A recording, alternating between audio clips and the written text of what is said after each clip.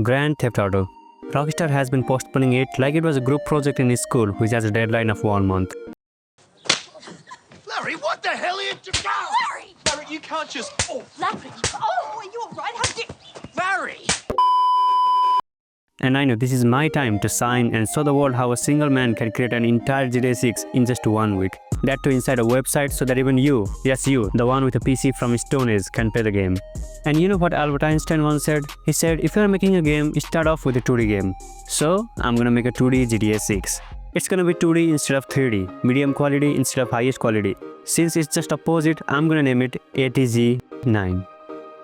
But here's the twist. I build websites here and there, but I have never made a game in a website. Then I looked through the internet and find out what to use to make games in a website. Then I came across Canvas API.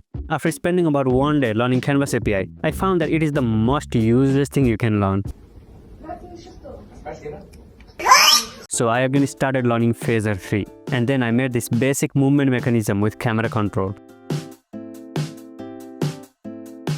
So now, for a game to feel like Grand Theft Auto, what things are needed? A player character who looks like a gangster and can kill NPCs, cars, wanted level, missions, fighting with NPCs, and so on. So first, let's start off making the player character. For that, I basically younged it from ChatGPT. So now that I had a gangster who could walk like he owns the entire city, I needed a city for him to actually own. Now, like a responsible developer, I could have made my own map with creative freedom, structured roads, and maybe a little park where no one ever goes. But nope, instead I did what any honest man with zero time and even less talent does. I stole it from the internet. I found a cute little house sprite and said, this looks humble enough for a man who is gonna become the most dangerous criminal in a 2D world.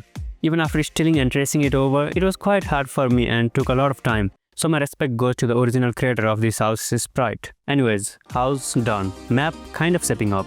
Character working. Life was good. But GTA isn't just about walking. It is about walking with purpose. And sometimes with an AK-47 in your hand. So I added guns. Now here's the twist. I didn't want the player to carry just one gun like he's playing Minecraft on peaceful mode. I wanted variety. I wanted chaos. I wanted a gun swap system.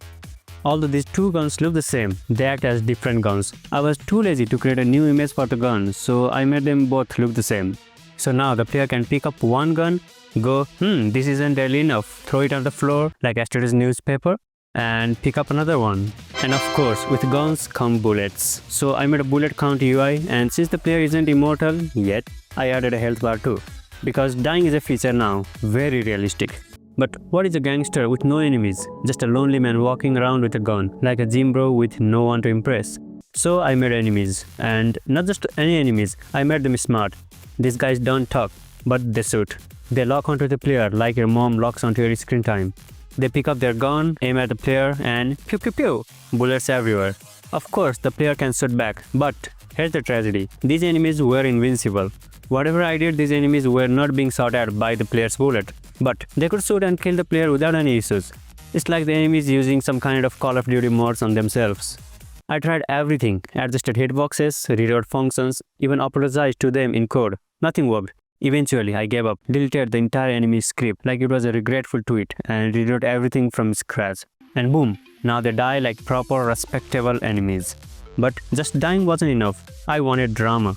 So I introduced blood particles using Phaser's particle system. Now every time the player or an enemy dies, it's like a red fountain of chaos. I'm not saying it's realistic, but Tarantino would be proud. If you didn't understand the Tarantino reference, I recommend you watch more movies, especially the good ones. At this point, things were starting to look juicy. But still, what is GTA without cars?